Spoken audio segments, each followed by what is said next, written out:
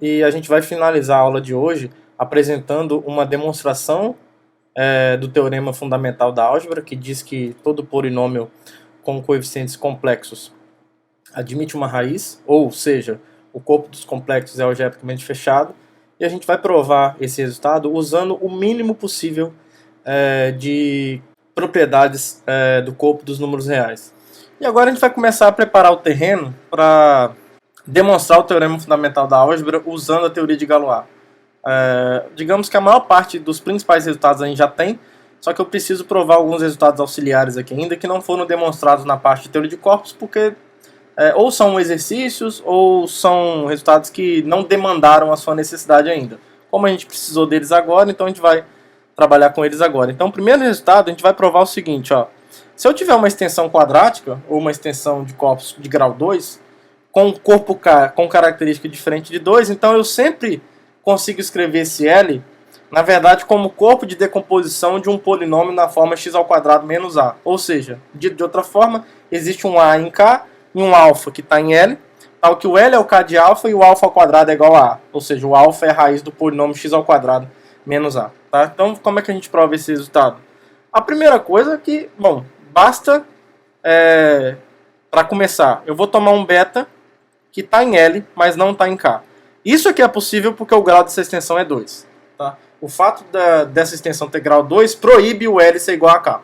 Porque dois corpos são iguais, se somente se o grau de extensão entre eles é 1. E aí, de imediato, a gente consegue mostrar que o L é igual ao K de beta, a adjunção do beta, porque olha só, dessa forma aqui, ó, o K está contido propriamente no K de beta, o K de beta obviamente está contido em L, e isso daqui acontece, ó. A dimensão do K de beta sobre K, como o K de beta contém propriamente o K, isso aqui é pelo menos 2.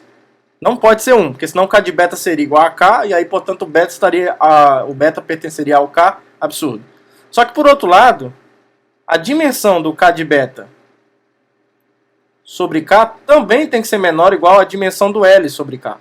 Isso aqui é um subespaço vetorial de L. Só que essa dimensão aqui é 2. Então, por um lado, vou colocar 2 pontos aqui, ó. Por um lado, essa dimensão é maior ou igual a 2, por outro é menor ou igual a 2. Logo, a dimensão do K de beta sobre K é 2, que é a mesma coisa que a dimensão do L sobre K, e como o K de beta é um subespaço vetorial de L que tem a mesma dimensão de L, então eles têm que ser iguais, né? Como você está em dimensão finita, isso aqui vai implicar então que o L tem que ser igual ao K de beta. Certo? Beleza, então já conseguimos estabelecer que o L é o K de beta. Esse beta ainda não é o alfa que eu estou buscando aqui, por isso que eu ainda não coloquei ele.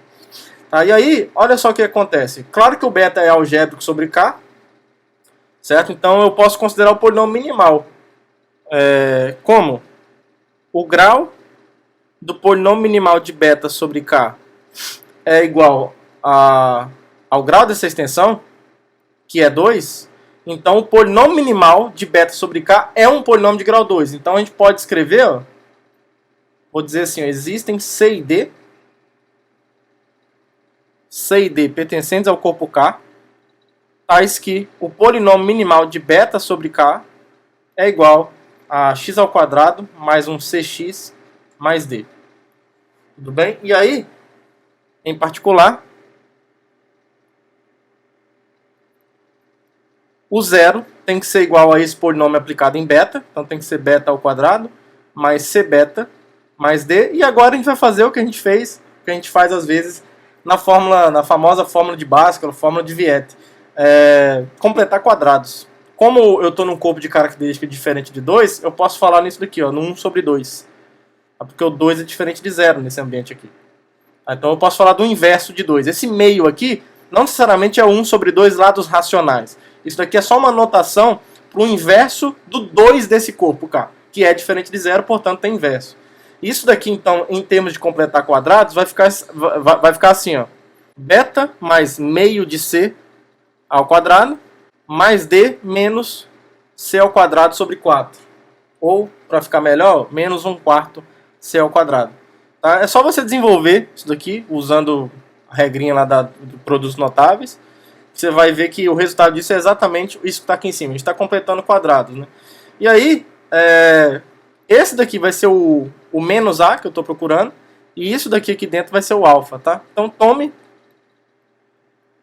alfa como sendo beta mais meio de C. E A sendo menos isso daqui, ó. Então eu vou inverter aqui, ó. Meio de C ao quadrado. Aliás, 1/4, né? E esse 1/4 aqui é diferente de 0 também, porque a característica do corpo é diferente de 2. Então eu posso falar nesse inverso do 4 aqui. Menos D. Isso daqui pertence ao K, certo? Porque esse 4 aqui, ó, é o 4 do corpo K. Aí isso daqui é o inverso do 4 no corpo K. O C está em K e o D está em K. Então tudo isso daqui está no corpo K. E obviamente que isso aqui está em L, porque o beta está em L e o C está em K, que está em L. Aí olha só o que acontece, ó. Por conta dessa igualdade, é imediato que isso daqui acontece, ó. Isso daqui, o que está dentro do parênteses aqui é o alfa, né? Então alfa ao quadrado, isso aqui é o menos A, é igual a 0. E portanto o alfa ao quadrado é igual a A. Então conseguimos essa primeira parte. Agora a gente precisa mostrar que o L é o K de alfa, né? Olha só o que vai acontecer, ó. O beta não é isso daqui, ó. É alfa, ou é menos meio C mais alfa, certo? Só joguei esse cara para o outro lado. Isso daqui está em K de alfa, tá? Porque, ó, isso daqui pertence a K, e o K está contido em K de alfa, e obviamente que isso daqui pertence a K de alfa. Como você está num corpo, a soma dessas duas coisas continua em K de alfa. Então, se o beta está em K de alfa, como o K está contido em K de alfa, o K de beta também está contido em K de alfa. Tá? Só que o K de beta é o L. Então o L está contido em K de alfa. Só que a outra inclusão a gente já tem. Como o alfa pertence a L, então o K de alfa está contido em L. Logo, a gente tem a igualdade que a gente queria. L é igual a K de alfa. Então a gente conseguiu. Fechou. A gente, só para recapitular, conseguimos um alfa em L, um A no corpo K, de modo que alfa ao quadrado é igual a A, e o L é K de alfa. Tá? Então o que esse resultado está dizendo no fundo é o seguinte, olha, toda extensão quadrática é o corpo de decomposição de algum polinômio de grau 2 no formato x ao quadrado menos A. É isso que esse resultado está dizendo. É meio que uma recíproca do primeiro resultado que nós vimos hoje. Tudo bem? Toda extensão quadrática é o corpo de decomposição de algum polinômio de grau 2. É exatamente isso que esse resultado está dizendo. E mais, esse polinômio de grau 2 é no formato desejável, da forma x ao quadrado menos A, que é o melhor que tem para a gente trabalhar, para depois não precisar ficar completando quadrados, porque a gente fez esse trabalho justamente aqui para nunca mais ter que fazer. Tudo bem? Um outro resultado que a gente vai provar também da teoria de corpos, na verdade algumas dessas coisas nós fizemos, mas nós não fizemos tudo. Lá na aula de corpos algebricamente fechados, eu provei para vocês que, por exemplo, toda vez que você tem um corpo algebricamente fechado, toda extensão algébrica desse corpo tem que ser trivial, ou seja, se tiver alguma extensão desse corpo K que é algébrica, então esse corpo tem que ser igual a K. Não tem como estender algebricamente esse corpo sem que seja ele mesmo. Só de maneira transcendente para você encontrar um corpo distinto lá em cima. E aí a gente vai ver que na verdade isso é equivalente. E na verdade a gente consegue colocar mais uma condição que é equivalente a dizer que um corpo é algebricamente fechado. A gente mostra que K é algebricamente fechado se somente se toda extensão algébrica de K é trivial, que também vai ser equivalente a dizer que toda extensão finita do corpo K é trivial. Tá? Então, o que a gente já fez eu não vou fazer de novo aqui, é só vocês assistirem na aula apropriada de teoria de corpos. Então, esse item A implica B nós já fizemos. Não vou colocar imediato, não. Eu vou colocar nós já fizemos. Apesar de não ser tão difícil, mas não é imediato. Já foi feito. O B implica C. Esse sim é imediato. Porque se toda extensão algébrica é trivial, toda extensão finita é algébrica.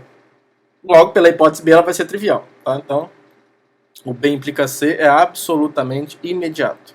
O que a gente vai fazer agora é mostrar que se toda extensão de K é trivial, é porque esse corpo é algebricamente fechado. Então, para testar o fechamento desse corpo, a gente tem que pegar um polinômio qualquer.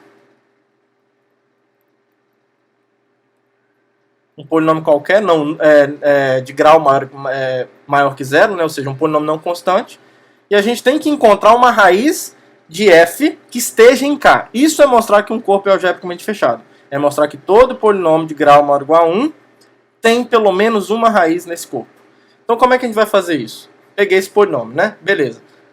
A gente pode trabalhar num fecho algébrico de K, ou num corpo algebricamente fechado que contém o K. Tanto faz. A gente já sabe que sempre é possível encontrar um corpo desses. Aí se você não quiser apelar tanto também, ó, pelo teorema de Kronecker, que é um teorema que a gente mostra antes, na verdade é um princípio para começar a demonstrar a existência do fecho algébrico. O teorema de Kronecker nos diz que qualquer polinômio de grau maior ou igual a 1 sobre um corpo, sempre é possível encontrar uma raiz desse polinômio em alguma extensão do corpo K. Então existe uma extensão L para K, extensão de corpos. Vou colocar existem, porque eu vou colocar um elemento aqui também. Então existe uma extensão do corpo K e um alfa em L, tal que o F de alfa é zero. Era tudo que eu precisava. Era tudo que eu precisava. Por quê?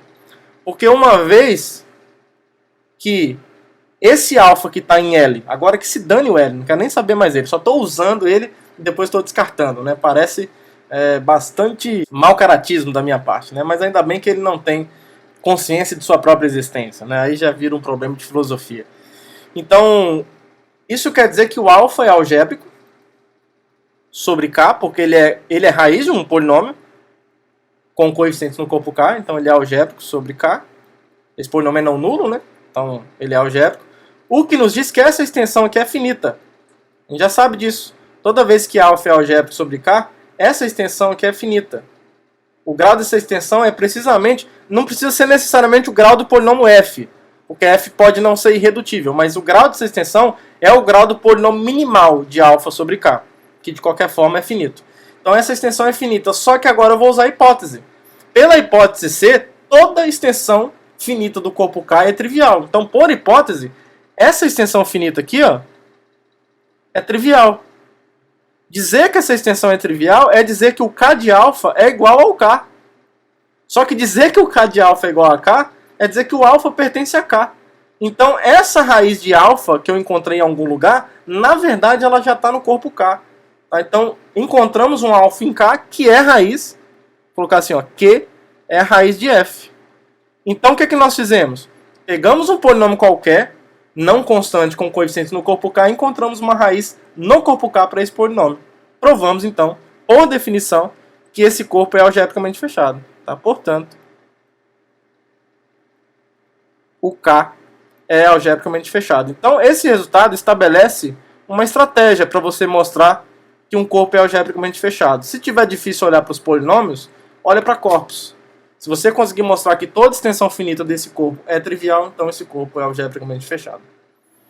E aí o último resultado auxiliar que a gente vai provar, para partir para a principal aplicação de hoje, na verdade o item B é o mais importante para a gente aqui, mas só para a pergunta não ficar no ar, né, se é possível fazer para algébrica também, a gente vai responder também essa pergunta para algébrica. Então, se eu tiver uma extensão de corpos qualquer, a ideia é a seguinte, ó, se eu tiver...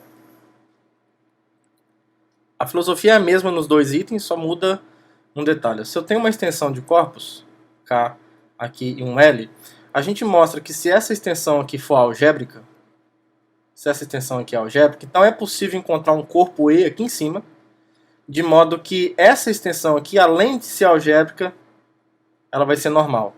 Tudo bem? E aí o item B é quase isso.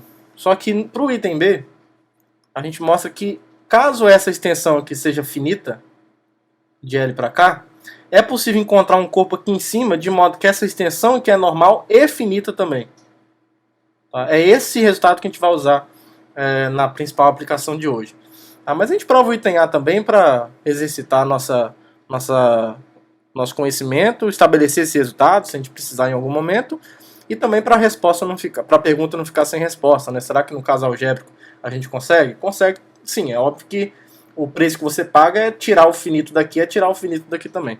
Então, para o item A, é bem simples, na verdade, é só considerar um fecho algébrico. Porque se essa extensão aqui é algébrica, na verdade eu já estou supondo isso, né? Então, como escrever assim fica melhor. Como L e K é algébrica, é só usar um resultado que a gente usa aqui direto. Como L e K é algébrica, então isso significa que existe um fecho algébrico K barra, um fecho algébrico de K, tal que o L está contido no fecho algébrico de K. Tudo bem? Aí é só você tomar o E exatamente como o fecho algébrico de K, tá? Pronto, só tomar o E dessa forma. Porque nesse caso, essa extensão aqui é normal. Porque se você tomando o lambda como o conjunto de todos os polinômios em K de x. Na verdade aqui, ó, não precisa nem... A gente já viu isso, né? Se você tomar o lambda como sendo K de x menos K, ou seja, considerar todos os polinômios não constantes, e o z aqui como sendo a união de todas as raízes de f, onde o f varia em lambda, segue. Nós já vimos isso na aula quando a gente falou de fechos algébricos e coisas desse tipo. O fecho algébrico de K é precisamente a adjunção ao corpo K de todas essas raízes aqui. Porque o que você está fazendo é olhar para todas as raízes de todos os polinômios com coeficientes no corpo K, exceto os constantes, porque não tem raízes. Então a gente viu que isso daqui é exatamente o fecho algébrico. Exatamente o fecho algébrico do corpo K. Quando você pega todas as raízes possíveis de todos os polinômios. Agora, se o E é o corpo de adjunção de um conjunto nesse formato, nós já vimos que isso é a própria definição de uma extensão ser normal. Então essa extensão é normal e o L está contido em E. Certo? Porque o E é precisamente esse fecho algébrico de K. Então o caso algébrico é tranquilo. O caso finito também é tranquilo, mas a gente vai se aproveitar dessa finitude, né? Porque como essa extensão aqui é finita agora, eu quero uma extensão que seja normal e finita. Isso que a gente fez aqui não garante que essa extensão aqui é finita. Então, a gente vai tentar aproveitar o que foi feito aqui, mas tem que usar essa finitude da extensão do corpo K. Então, como essa extensão é finita, como essa extensão aqui é finita, então existe, de fato, ela é finitamente gerada, né? Toda extensão finita é uma extensão finitamente gerada como extensão de corpos. Então existem α1 até αn pertencentes a L, tais que o L é a adjunção do corpo K ao corpo K dos elementos α1 até αn. Aí esses caras são algébricos sobre K, porque essa extensão é finita, portanto algébrica, então todo elemento é algébrico sobre K. E aí a gente pode tomar esses polinômios aqui, ó. Eu vou tomar fi, o polinômio minimal do alfa i, sobre K, para todo i de 1 até n. Certo? Como essa extensão aqui é finita, portanto algébrica, ela tem um fecho algébrico. Eu só vou falar desse fecho algébrico para a gente poder tomar todas as raízes do fi logo em algum lugar que a gente já sabe que está todo mundo. Então, tome um K barra fecho algébrico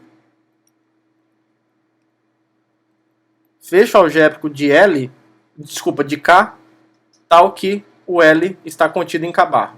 Podemos fazer isso porque essa extensão é finita, portanto, algébrica, portanto, existe esse fecho algébrico com essa condição. E aí, o que a gente vai fazer? Ó? Eu vou tomar esse conjunto aqui, ó. Tome Z como sendo a união de todas as raízes, de 1 até n aqui, né? Isso. As raízes desses FIs lá no fecho algébrico de K. Lá eu tenho todas as raízes desse polinômio com certeza, certo? Porque esse polinômio que tem coeficientes em K, como o K barra é um fecho algébrico de K, ele também tem coeficientes nesse fecho algébrico. Portanto, ele é algebricamente fechado e assim, ali a gente sabe que tem todas as raízes do FI. Então, basta a gente olhar para essas raízes aqui agora, essa união.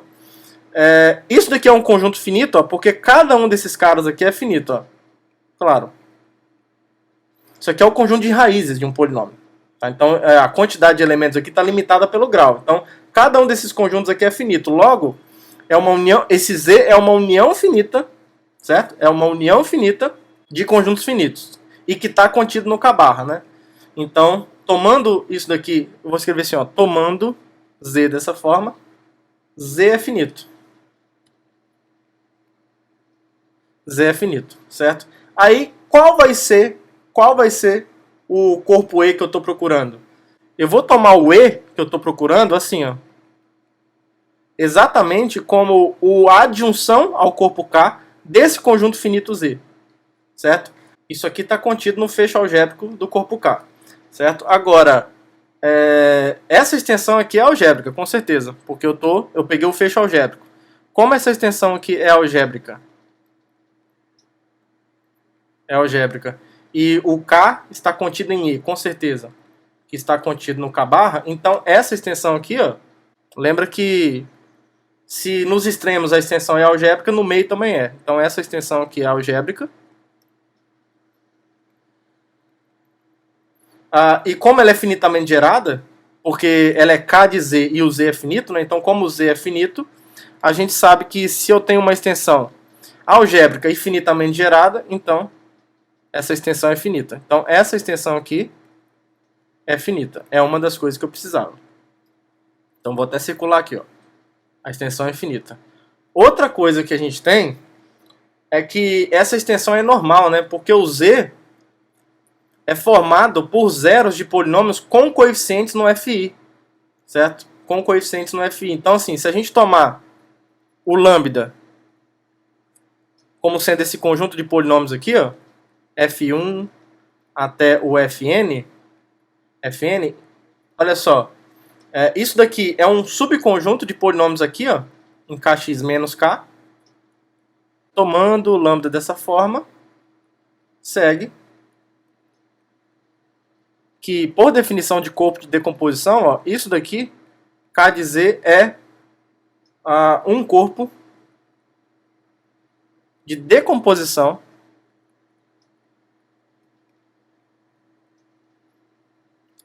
de lambda, que está contido em K de x, certo? O que implica que essa extensão aqui é normal, porque esse E é o corpo de decomposição de uma coleção de polinômios com coeficientes no corpo K. Então a extensão EK é normal, que é uma coisa que eu preciso também.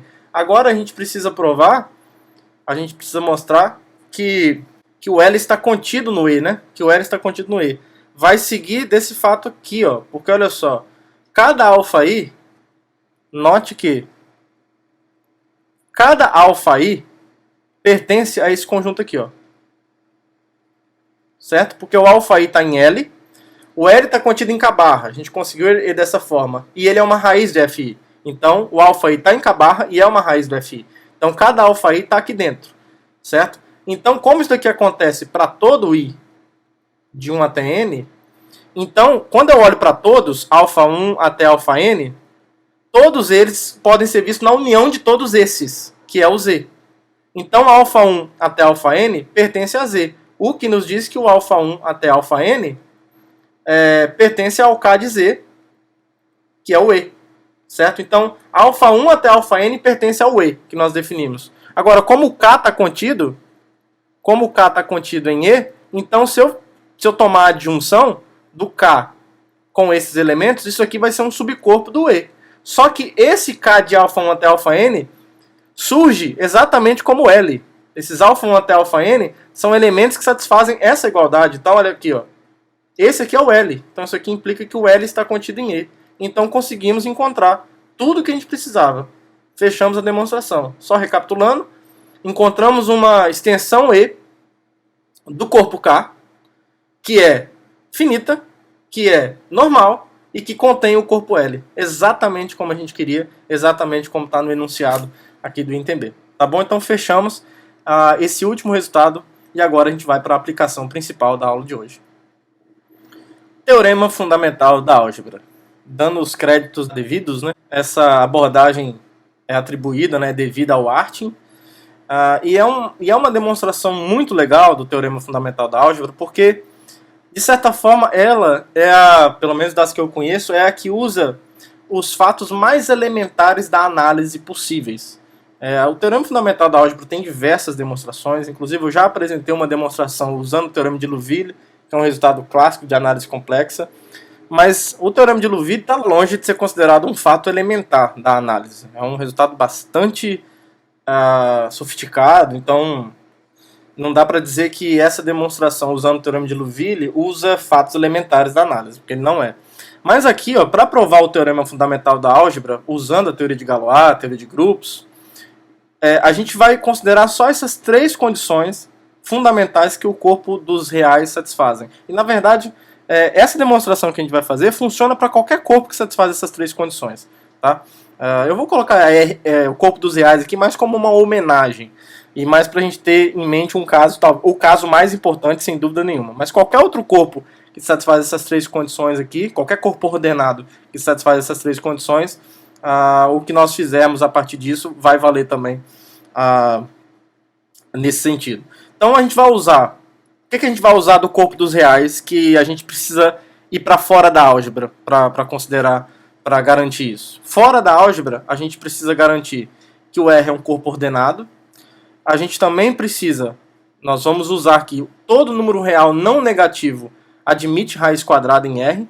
Por exemplo, o corpo dos racionais não satisfaz isso, né? O 2 não admite uma raiz quadrada nos racionais. Então, é assim que surgiu, né? Lá na escola pitagórica foi isso que deu problema. Então, isso é um fato do corpo dos reais, isso é um fato analítico, digamos assim, não é um fato meramente algébrico. E também vamos usar o fato de que todo polinômio de grau ímpar admite pelo menos uma raiz real. Esse fato também é um fato da análise.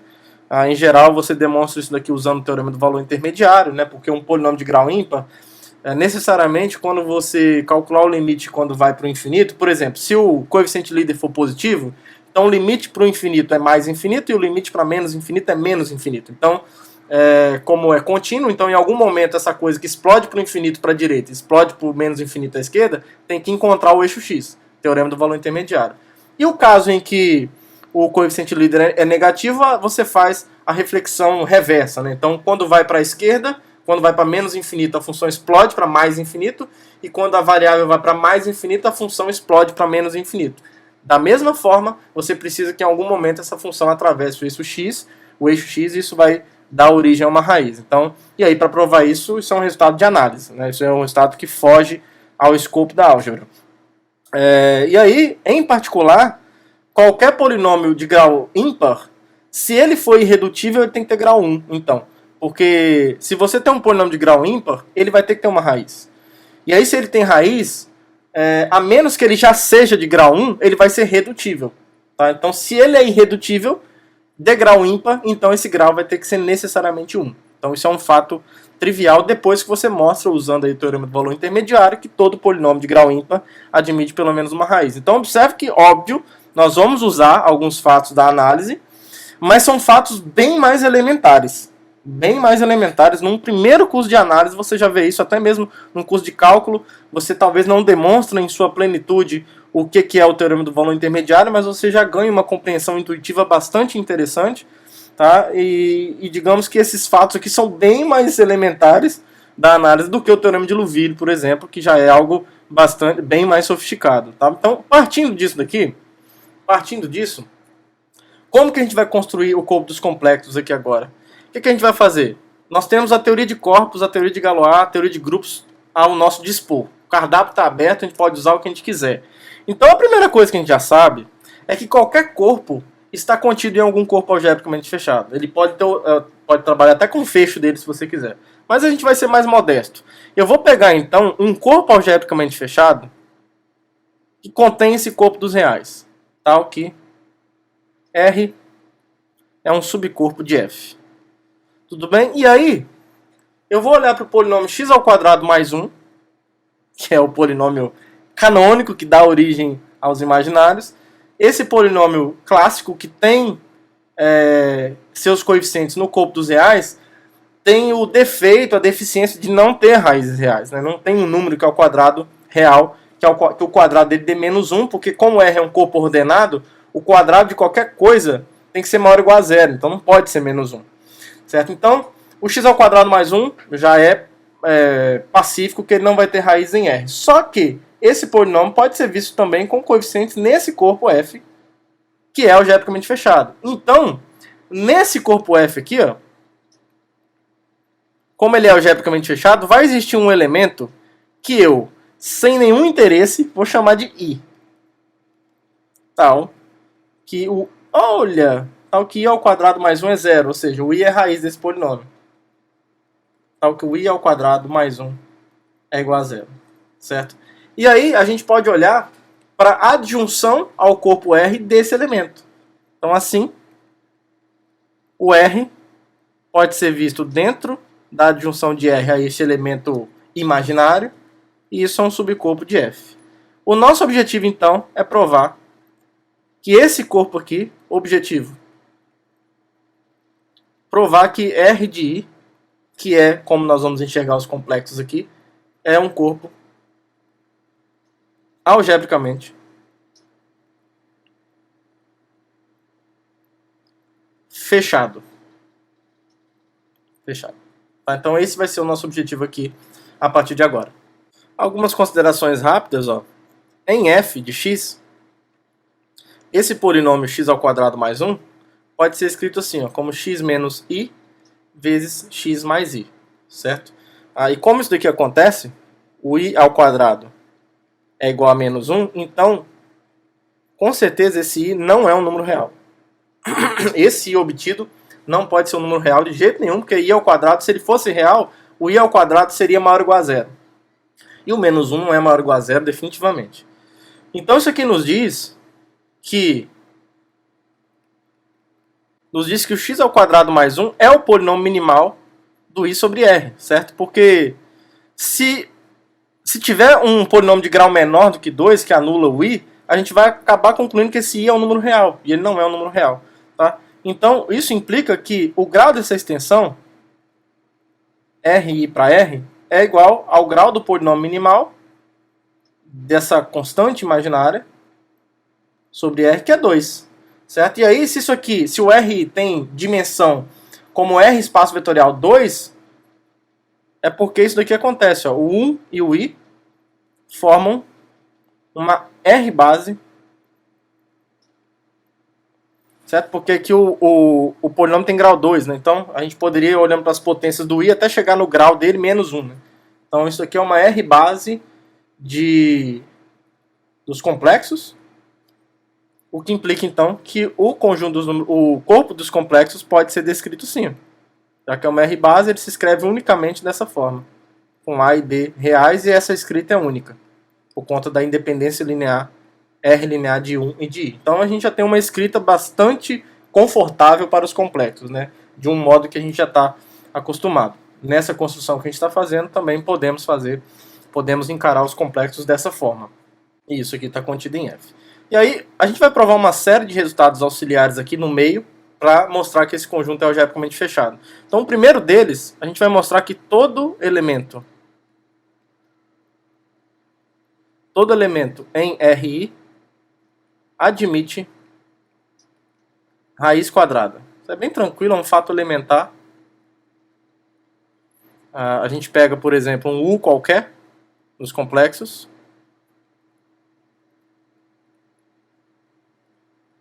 Então a gente pode escrever U como A mais BI, né? Então escreva U como A mais BI, com A e B reais. A gente vai usar um fato que nós estamos, que a gente estabeleceu aqui, que a gente está assumindo que é verdade, né? Porque isso já é assunto para um outro curso, né? Um curso de análise, que todo número real não negativo possui raiz quadrada. Então a gente pode olhar para esses números aqui, ó. Só um comentário rápido para garantir que as coisas estão bem definidas. Ó. Raiz de A ao quadrado mais B ao quadrado, isso com certeza é maior ou igual do que a raiz de A ao quadrado, certo? Porque a raiz é uma função crescente, a função raiz quadrada. E a raiz de A ao quadrado, isso é o famoso módulo de A, valor absoluto, que é igual ao máximo entre o A e o menos A. Acho que aqui uma chave isso vai ficar melhor, né? O máximo entre o A e o menos A. Então isso aqui implica, por exemplo, que essa raiz aqui, raiz de A ao quadrado mais B ao quadrado é maior ou igual a menos A, portanto, se eu somar com A aqui e dividir por 2, continua maior ou igual a zero. Continua maior ou igual a zero. E raiz de A ao quadrado mais B ao quadrado menos A, já que isso aqui é maior ou igual a A, se eu jogo o A para o outro lado, fica raiz disso menos A maior ou igual a zero. Se eu divido por 2, continua maior ou igual a zero. Como esses dois números são reais e são maiores ou iguais a zero, pela hipótese que a gente está assumindo, né, que os números reais não negativos admitem raiz, então existem C e D reais, tais que o C ao quadrado é raiz de A ao quadrado mais b ao quadrado mais a sobre 2. E o d ao quadrado é igual a raiz de a ao quadrado mais b ao quadrado menos a sobre 2. Certo? E aí, a gente vai usar esse C e D para mostrar que é possível construir um complexo da forma C mais DI, tal que o quadrado dele resulte exatamente nesse U arbitrário que nós tomamos. Então, olha só, se você tomar o V como C mais DI, tomando isso, temos uma continha boba aqui, ó, V ao quadrado vai ser C mais DI ao quadrado, que vai ser C ao quadrado mais 2CDI ao quadrado, menos D ao quadrado, né, por conta do I ao quadrado ser menos 1. E aí, quando a gente olha para o C ao quadrado menos D ao quadrado, essa expressão vai ficar, quando você eleva isso daqui ao quadrado, aliás, vai ser essa diferença, né? C ao quadrado menos D ao quadrado. Quando você faz C ao quadrado menos D ao quadrado, essa raiz vai embora, aí vai ficar A menos menos A, que é 2A dividido por 2, né? Então aqui vai ficar só mesmo o A mais 2CDI. Tudo bem? Agora, multiplicar o C e o D que é um desafio, porque isso vai depender de alguns sinais que a gente vai ver aqui, ó. Primeiro, se você multiplica C ao quadrado vezes D ao quadrado, você ganha isso daqui, ó. C ao quadrado vezes D ao quadrado, que é o CD ao quadrado, é o produto dessas duas coisas, né? Aí você pode usar, você vai ter 1/4, certo? Que é um meio em ambos os lados, em ambos os fatores. E aqui o produto desses dois caras é do tipo y mais a, y menos a. Então esse é o quadrado do primeiro menos o quadrado do segundo. O quadrado do primeiro é a ao quadrado mais b ao quadrado, certo? O quadrado do segundo é a ao quadrado. Então isso daqui vai ficar, esse a ao quadrado foi embora com esse, fica b ao quadrado sobre 4. B ao quadrado sobre 4. E aí a gente vai dividir em alguns casos aqui, porque pode acontecer desse CD ser positivo e pode acontecer dele ser negativo, certo? Então, ou seja, o CD pode ser b sobre 2 ou menos b sobre 2, certo? Então, se o CD for igual a, assim, né? Só colocar um comentário a mais aqui. Então, o CD é igual a b sobre 2 ou o CD é igual a menos b sobre 2. Certo? Se o CD é igual a b sobre 2, então o que vai acontecer? Ó? O v ao quadrado, vamos guardar essa equação aqui. Isso aqui é o v ao quadrado, certo? Isso é o v ao quadrado. Se esse for o caso, o v ao quadrado vai ser a mais 2cdi, só que se o CD é igual a b sobre 2, o 2cd é o b, né? Então aqui, ó, 2cd é o próprio b nesse caso. Esse é o a mais b, que é o u, o original que a gente tomou. Beleza, o u tem raiz. Tem um elemento que é o quadrado da u, né? Agora, se o CD for igual a menos b sobre 2, a gente pode tomar o c' como sendo menos c. Eu troco o sinal. Eu troco o sinal do c. E aí fazendo contas análogas, né? Porque na verdade se eu colocar menos c, vamos ver aqui, ó, se a gente coloca menos c, aqui, ó, o c' ao quadrado continua a mesma coisa, certo? Porque o c' é um menos c ao quadrado. Agora menos c, pausa dramática, ao quadrado é c ao quadrado, né? O menos vai embora. Então segue que o c' ao quadrado é o raiz de a ao quadrado mais b ao quadrado, mais a sobre 2. E o c'd, quando o cd é menos b sobre 2, o c', né, esse menos vai jogado para cá, e o c'd vai ser o b sobre 2. Então, nesse caso, é só tomar o v', escolhendo ao invés do c, o c'. Tome v' igual a c' mais di, e analogamente ao que a gente fez anteriormente, ao outro caso, ao caso anterior, vou colocar assim, ó, ao caso anterior, o v' ao quadrado vai ser exatamente o u. Tá? Então é só trocar o sinal quando for necessário. Então, em qualquer caso, o u admite uma raiz quadrada, né? Ou seja, o u admite um elemento dentro dos complexos cujo quadrado dá esse elemento u. Então a gente provou essa afirmação azul aqui. Ó. Todo elemento em R de I admite pelo menos uma raiz quadrada. Então fechamos essa parte. E aí, para provar que o R de I é algebricamente fechado, a gente vai usar um critério que a gente acabou de provar. A gente vai mostrar que, na verdade, toda extensão finita de R de I é trivial. Porque pela proposição anterior, se a gente mostrar isso daqui, acabou. O corpo R de I, que é os complexos, é algebricamente fechado. Tá? Então vamos fazer isso. Vamos pegar L, uma extensão qualquer, finita.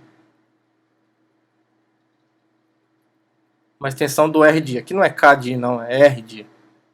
Isso. O nosso objetivo, vou colocar aqui do lado para vocês. Ó. O que a gente tem que provar? A gente tem que provar que o L é igual ao R de I. Esse é o nosso objetivo. Vou deixar uma dúvida aqui, porque a gente não tem isso ainda. Primeira coisa que a gente vai usar é a proposição sobre normalidade, que a gente provou hoje. Pelo que nós provamos, como essa extensão aqui é finita, como R de I para R é finita, tem grau 2 inclusive, né? É finita. Então, a extensão L para R, do corpo R, ela é finita, certo? E aí, se essa extensão aqui é finita, pela proposição anterior, por uma, né, na verdade, eu acho que não é exatamente a proposição anterior, mas por uma proposição anterior, na verdade, eu acho que é a anterior sim. Mas tudo bem. Por uma proposição anterior, então, como essa extensão ela é finita, existe uma extensão E de R, extensão finita e normal. E normal. Tudo bem? Agora, se essa extensão aqui é finita e normal, lembra que o corpo R tem característica zero. Em qualquer corpo de característica zero, toda extensão finita dele é separável. A gente provou isso lá na aula, lá na sessão de teoria de corpos. Então, como a característica de R é zero... Ah, mas você está usando um outro fato sobre R. Mas esse fato aqui ele é algébrico. Ele não é um fato de análise, tá? A característica de R é zero porque os racionais, por exemplo, é um subcorpo de R. E os racionais têm característica zero. Então, acabou. Então, isso aqui é um fato algébrico. Então, como essa característica é zero, então, essa extensão aqui, ó, é separável, porque ela é uma extensão finita, né? E a extensão é finita, então, essa extensão ela é separável. Toda extensão finita de um corpo de característica zero é separável. Então, essa extensão é normal e separável. Logo, ela é de Galois. Logo, essa extensão aqui é galoisiana e finita. Melhor ainda, né? Que a gente tem mais resultados ainda. Então, essa extensão que a gente conseguiu é galoisiana e finita. O que implica que o grupo de Galois, agora vai começar a entrar a teoria de Galois, que o grupo de Galois dessa extensão é precisamente o grau dessa extensão, de E para R, que é finita. Ou finito, né? Se você estiver falando de grau ou de ordem, ou de cardinalidade, tanto faz. E o nosso primeiro objetivo agora vai ser mostrar que esse grupo de Galois dessa extensão tem que ser uma potência de 2. E como é que a gente vai fazer isso? Ó, independente de qualquer coisa, eu consigo escrever essa ordem aqui, desse grupo, agora vai entrar a teoria de grupos na coisa, como 2 elevado a t vezes um c, onde o t é um número não negativo a princípio, não necessariamente o 2 por enquanto tem que ser um divisor, então por isso que eu vou permitir que o t seja 0, por exemplo. Pode ser, a gente vai ver que não é, mas por enquanto pode ser. Mas eu posso decompor esse número de modo que esse c não seja mais divisível por 2, né? De modo que esse t seja a maior potência de 2 que divide a ordem desse grupo. Então, o MDC entre o C e o 2 é 1. Ou seja, C é um número ímpar. Basicamente é isso. Ou seja, C é ímpar. Tá. O que a gente vai mostrar agora, que vai ser importantíssimo, é uma afirmação dentro da afirmação, né? Eu chamei a principal de azul. Aliás, eu escrevi como azul. Então, deixa eu colocar outra cor aqui. Então, primeira afirmação dentro da afirmação. Vamos mostrar que o C é igual a 1. Como é que a gente mostra isso? Usando o teorema de Sylow. What? Bro, what are you talking about, man? É isso mesmo que você ouviu, usando o teorema de Sylow. Por quê? Quando eu decomponho esse grupo dessa forma, a gente pode encontrar um subgrupo com ordem exatamente 2 elevado a t, né? Já que o MDC entre esse primo e o C é 1. Então, pelo teorema de Sylow, mais especificamente pelo que é chamado muitas vezes de primeiro teorema de Sylow, existe um H subgrupo do grupo de Galois, dessa extensão, tal que a ordem desse grupo H é exatamente 2 elevado a t, né? É o que é chamado um p-silo, nesse caso um 2-silo subgrupo, ou 2 subgrupos de silo, tanto faz. E aí, nesse caso, o que vai acontecer com um certo índice aqui? Se a gente olhar agora para a teoria de Galois, hein? Se eu definir N como sendo o corpo fixo em E por esse subgrupo, nós já sabemos que o grau dessa extensão, N, para o R, lembra que esse N aqui vai ser um corpo intermediário, né, entre o E e o R. Então, ele está entre o E e o R. Então, eu posso falar desse grau de extensão. O R está contido em N, né? Então, isso daqui nós já vimos, numa aula aí para trás, da teoria de Galois mesmo, que isso daqui é o índice desse subgrupo H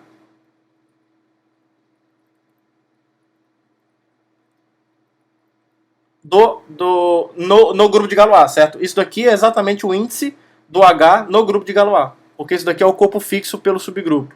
Só que esse índice aqui, pelo teorema de Lagrange, ó, é a ordem desse grupo de Galois dividido pela ordem de H, certo? Que é o quê? 2 elevado a t C dividido por 2 elevado a t, que é exatamente o C. Então, a gente conseguiu uma extensão de R, esse N aqui, que é o corpo fixo, com grau exatamente C. Só que agora a gente vai usar o teorema do elemento primitivo, porque essa extensão aqui é finita e separável. Como essa extensão aqui é finita, porque ela está dentro do E, e a extensão de E para R é finita, e ela é separável justamente por ser finita e ser uma extensão de um corpo de característica zero, então essa extensão é finita e separável, então eu posso aplicar o teorema do elemento primitivo. Então, existe um alfa pertencente a N, tal que o N é justamente o R adjuntado desse alfa. É isso que o teorema do elemento primitivo garante, né? Que eu consigo descrever essa extensão como, na verdade, a adjunção de um único elemento. Consigo um único elemento fazendo esse papel. Logo, o que vai acontecer? Ó? Se eu olhar para o polinômio minimal de alfa sobre o R, o que é esse grau? É o grau dessa extensão aqui, a gente já sabe. É o grau dessa extensão. Só que isso daqui é o grau da extensão NR, que é justamente o C. Então, olha só o que está acontecendo. Ó. O P alfa K, K, né? R, é o costume. P alfa R, né? Isso aqui é um R também. Pertencente ao Rx. É irredutível com grau ímpar. Com grau ímpar. Só que, pela terceira condição que a gente está assumindo, que o corpo dos reais satisfaz, que é uma condição absolutamente elementar da análise, é que qualquer polinômio de grau ímpar admite uma raiz. Então, se ele for irredutível, isso só pode acontecer se o grau dele for 1. Então, pelo que nós estamos assumindo, esse grau aqui necessariamente tem que ser 1. O grau desse polinômio aqui, ó, tem que ser 1. Agora, se o grau desse polinômio é 1, é porque o grau dessa extensão aqui é 1. O grau dessa extensão é 1. Só que o grau dessa extensão é justamente o C. Então o C tem que ser 1. Aqui, ó. O C tem que ser 1. Então provamos que o C tem que ser igual a 1. Então o que a gente provou no fim das contas? Mostrando que esse C é igual a 1, a gente tem, na verdade, que o grupo de Galois é um 2 grupo. Logo, o grupo de Galois, a ordem dele é 2 elevado a t. E como essa extensão aqui, ó, e como o R está contido propriamente no R de I, que está contido em E, então o R está contido propriamente no E, né? O que implica que o grau dessa extensão aqui, E para o R, é maior que 1. Certo? Agora, esse grau dessa extensão é justamente a ordem desse grupo de Galois.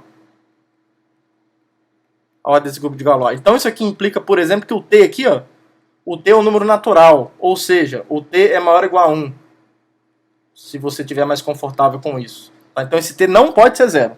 É isso que esse resultado está dizendo também. Na verdade, essa reflexão está dizendo. Então, isso aqui está dizendo que o grupo de Galois é um 2 grupo.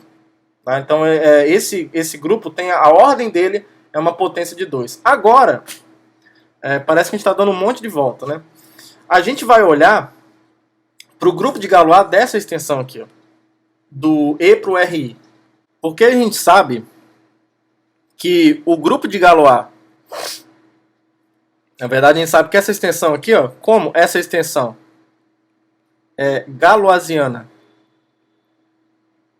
e finita, e o R de I é um corpo intermediário aqui, né? Então o R, por exemplo, está contido, até propriamente aqui, né? No R de I, que está contido em E, a gente já sabe que essa extensão aqui, ó, tem que ser de Galois também. A gente já provou isso, né? Porque a separabilidade é respeitada nos extremos e a normalidade, apesar de não ser respeitada extremo intermediário, mas se a extensão maior é normal, a extensão do maior para o intermediário também é normal. O que não vale é que é de baixo para o menor de todos é normal sempre. Mas do E para o R de I a gente já sabe que ela é normal. Então ela é normal e separável. Portanto, ela é de Galois e é finita também, porque qualquer extensão intermediária de uma extensão finita é finita. Então aqui, ó, essa extensão aqui é galoisiana e finita também. E por que isso é importante? Porque se eu olhar agora para o grupo de Galois dessa extensão aqui, ao invés de R colocar o R de I, esse grupo de Galois, inclusive, é um subgrupo desse daqui, ó. O grau disso é precisamente o grau dessa extensão. Então o que a gente vai fazer agora é provar que esse grupo, olha só, a gente vai provar que esse grupo aqui, ó, tem um único elemento. Porque se a gente provar que esse grupo tem um único elemento, o grau dessa extensão aqui tem que ser 1. E portanto o R de I vai ser igual ao E. E aí se o R de I é igual ao E, lá atrás, aqui, ó, como a gente tem essa extensão aqui, ó, cadê? Ó, isso aqui é uma extensão finita e normal. Aqui eu esqueci de escrever, né? Existe, por uma proposição anterior, existe uma extensão finita e normal de R, tal que, isso aqui é importantíssimo, não poderia esquecer de jeito nenhum, tal que o L está contido nessa extensão E. Tá? Então isso aqui é importantíssimo. Aí continua aqui, ó, como, beleza. Isso aqui é fundamental, porque quando a gente mostrar que o E é igual ao RI, na verdade, em particular, o L vai estar contido no RI também. Mas eu já sei que o RI está contido em L aqui, ó. Eu peguei uma extensão do RI. Então a gente vai mostrar que o L é igual a RI. É por isso que a gente fez isso tudo. Então olha só, vamos mostrar então que esse grupo aqui tem ordem 1. Então essa é a afirmação.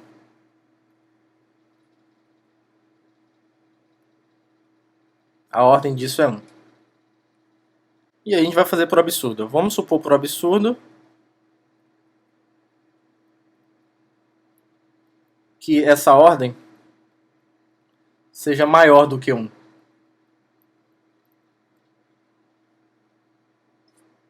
Bagunçou aqui, né? Pera aí. Maior que 1, certo? Bom, como isso daqui é um subgrupo, ó, esse grupo de Galois dessa extensão é um subgrupo do grupo de Galois dessa extensão aqui, certo? E como esse cara aqui é um 2 grupo, a gente acabou de ver ali atrás, isso aqui é um 2 grupo finito, então qualquer subgrupo de um 2 grupo também tem que ter ordem potência de 2, né? O teorema de Lagrange. Então a ordem desse grupo de Galois em relação aos complexos, é 2 elevado a m para algum m natural, né? Ou seja, m maior ou igual a 1. Eu estou assumindo que não é 1, então o m não pode ser 0 aqui. Beleza, e eu vou usar o teorema de Sylow. Como m é maior ou igual a 1, o m menos 1 é maior ou igual a 0, né? Então, pelo teorema de Sylow, é o primeiro teorema, né? Pelo teorema de Sylow, o teorema de Sylow, na verdade, garante a existência de subgrupos com todas as potências dos primos que dividem a ordem, né? Então, pelo teorema de Sylow, existe um S subgrupo do grupo de Galois dessa extensão relacionada aos complexos, tal que a ordem de S é igual a 2 elevado a m menos 1. Só estou aplicando mesmo o teorema de Sylow. E aí agora eu posso olhar, dentro dessa extensão aqui, ó, eu posso olhar para o corpo fixo desse subgrupo. Como é em relação à extensão ERI e não à extensão ER, a notação que a gente usou para o corpo fixo não ajuda muito aqui, né? Porque se eu falar, como S é um subgrupo desse grupo de Galois, ele também é um subgrupo do Galois de ER. E aí se eu falar do corpo fixo de S, vocês podem confundir e achar que eu estou falando dos automorfismos que fixam R, em relação e que são fixos por esse subgrupo. Não é disso que eu estou falando. Então, aqui eu vou considerar esse corpo fixo aqui, ó. Daí, esse corpo fixo que eu vou usar essa notação ES-RI, só para dizer que eu estou relacionando, eu estou me referindo ao corpo fixo do S como subgrupo desse grupo de Galois em relação a essa extensão. Na verdade, são os elementos que estão em E, que são fixados por todos os automorfismos, para todo V, no grupo de Galois dessa extensão, tá?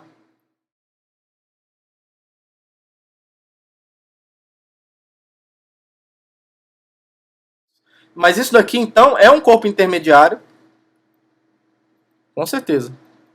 Em relação a essa extensão, isso é um corpo intermediário da extensão ERI e mais. A gente já viu que o grau dessa extensão aqui, ó, ESRI, o grau dessa extensão com relação ao RI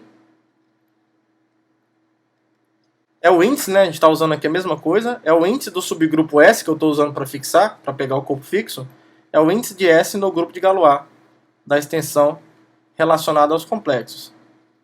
Só que, de novo, a gente vai usar o teorema de Lagrange. Isso daqui é a ordem do grupo de Galois, que é 2 elevado a m, dividido por 2 elevado a m menos 1, que é igual a 2. Então, isso quer dizer que essa extensão aqui tem grau 2. Aí a gente vai usar a primeira proposição depois que a gente trabalhou com as extensões quadráticas e cúbicas. Porque se essa extensão aqui é de grau 2, como a característica desse corpo aqui não é 2, né, como a característica desse cara aqui é 0, que é diferente do 2, então por uma proposição anterior,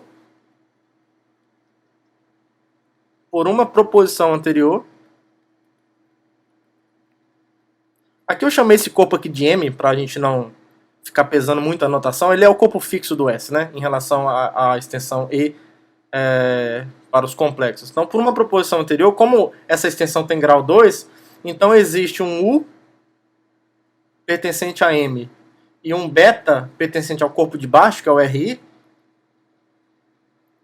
tal que o M é a adjunção do corpo de baixo ao elemento U, e o U ao quadrado resulta exatamente no beta. Aí a gente usa uma afirmação que a gente provou agora, que todo elemento em RD admite uma raiz quadrada, né? Então, necessariamente esse U ao quadrado, esse U vai ter que estar em RD, porque olha só um comentário rápido aqui, ó. Como todo elemento em RI admite uma raiz quadrada, você vai ter que ter um delta em RD, tal que isso aqui acontece, ó, delta ao quadrado é beta. Então, o delta ao quadrado vai ser U ao quadrado. Aí aquela mesma historinha que a gente fez antes. Isso aqui vai implicar que o delta menos U vezes delta mais U é igual a 0. E, portanto, o U tem que ser mais ou menos delta. E aí, por conta disso, como o delta está em RD, independente do caso, o U vai estar no RD também. Certo? Porque delta está em RD e o menos delta também. Então, em qualquer caso, o U está no RD. Tudo bem? Então, por conta disso, como todo elemento de RD admite raiz quadrada, a gente provou isso. Admite raiz quadrada. Então, esse U, por conta dessa discussão que a gente fez aqui ao lado, esse U tem que estar no RDI. Mas olha só o que vai acontecer se o U pertencer ao RDI. Isso vai implicar que o R de I adjuntado a U é a mesma coisa que o R de I, não vai fazer a menor diferença. Só que isso aqui está dizendo, o R de U é o quê? É esse M, né? Então o M vai ser igual ao R de I. Só que o M é esse corpo fixo maluco aqui, ó. Então o corpo fixo pelo subgrupo S, R de I, tem que ser igual ao R de I. E se esses dois caras são iguais, então o 2, que é o grau dessa extensão, por um lado é o grau dessa extensão, por outro lado, isso aqui também tem que ser 1, porque eles são iguais. Então isso aqui é uma contradição. A gente chegou que o 2 é igual a 1. Esse absurdo veio de supor que esse grupo de Galois aqui, ó, não tem ordem 1. Então ele tem. Tá? Então ele tem. Então concluímos que o grupo de Galois do RI, né? Então vamos escrever bonitinho aqui, porque agora a gente está caminhando para o final. Então esse grupo de Galois aqui tem ordem 1. Agora nós já vimos que como essa extensão aqui dentro é de Galois e é finita, o grupo de Galois, a ordem dele é exatamente o grau da extensão. Já acostumei a escrever o R, tá saindo muito feio. Isso aqui é igual a 1. Só que se o grau dessa extensão é 1, é porque o E é igual ao R de I. Então olha só a sequência de inclusões que a gente tem, ó. Recapitulando. Então a gente tem um R de I, a gente tomou uma extensão qualquer desse R de I, que chamamos de L. Aí, como essa extensão é finita e, portanto, a extensão do L para o R é finita, a gente construiu uma extensão E normal, certo? Que contém o L. E nós acabamos de mostrar que esse E é o próprio R de I. Então, tudo que está aqui no meio é igual. Ó, em particular, o R de I está contido em L e o L está contido no RI. Portanto, o L é igual ao R de I. Então, o que nós provamos? A gente provou que qualquer extensão, vamos ver, ó, mostramos que toda extensão finita do R de I é trivial. Pegamos um L qualquer, que estende finitamente o corpo R de I, depois de alguns passos, aplicando alguns resultados lindos, mostramos que o L tem que ser o R de I. Então a afirmação azul está provada, portanto, pelo que nós provamos hoje, se toda extensão finita de um corpo é trivial, é porque esse corpo é algebricamente fechado. Então esse corpo dos complexos, construído dessa forma, é um corpo algebricamente fechado. Né? Então essa coisinha linda aqui a gente chama de corpo dos complexos, que é a mesma coisa que aquele quociente que a gente estudou anteriormente. Não tem nenhuma diferença fundamental entre esses caras. Tá bom, pessoal? Então, provamos o teorema fundamental da álgebra usando talvez a menor quantidade possível de elementos, de condições elementares da análise. Tá? Resultados bem elementares aqui foram suficientes para a gente poder estabelecer o teorema fundamental da álgebra a partir de resultados da teoria de corpos e da teoria de grupos, vulgo teoria de Galois. Que todos tenham um bom dia, boa tarde, boa noite. Um abraço para todo mundo e até a próxima aula. Tchau, tchau.